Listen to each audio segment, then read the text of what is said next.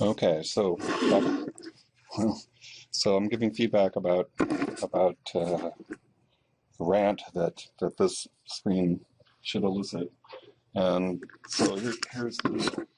The mea culpa is that I think that the date format I used way back when I was young Blair and making the software for DStat was a little derelict because it's not very precise. You should use 4 decimal places for the year at least, and I would suggest that you write out the name of the month because that's terribly imprecise. Right? Let me explain this. So, in fact, in class, let me animate that. There we go. So I put up the date for when I started being a professor at UConn all those years ago. And I put it in the standard American way. It's very sloppy, but I think there's a lesson in that. And then a few of the students from different parts of the world came up and wrote the date formats that they grew up knowing. So here's Fabian from Germany reversing the order of the month and the day. And then here's Donning from Korea putting the year first, and then the month, and then the date. And then I think Don, I forgot who wrote this, or Chin, basically the same. And I said, well, don't you usually put a 0 in front of the month date? And yes, most of them do. So here's what I'm pointing out, that the place of the year is highly, highly subjective. It's like sometimes it's in front, sometimes it's behind. A few years ago, and then the other problem we already noted is that that different places, like here's Germany. So a few years ago, I had a subcontract to a colleague in the UK doing we were finalizing the agreement. We decided how much money was going to go from us to them. And then it came down to the end date of the contract. And we were scratching our heads. I thought it was going to end in April, and they thought it was going to end in October. And it turns out all we had done is transpose the month and day just between the two convention systems.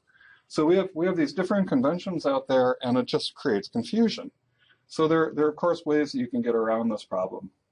And so they've documented their cultural differences clear enough. And so you can look at these examples from a couple of years ago. You know, they're just haphazard. You know, it could be, heck, this could be in a different century. If you think of the American thing, is that, well, what are they lopping off here? That's actually a huge mathematical error if you think of it. If it was 2012, they're actually dropping off the 20. That's 2,000 years off. That's a horrible mistake. And so, of course, you see my point about the conventions. And here's the example, just going with that one again. Any year represented in 2 decimal places and less than 32 could be a day. Any year that's in 2 decimal places could be a year in a different century or millennium, maybe even BC for that matter. And then any year less than 13, of course, could be a month.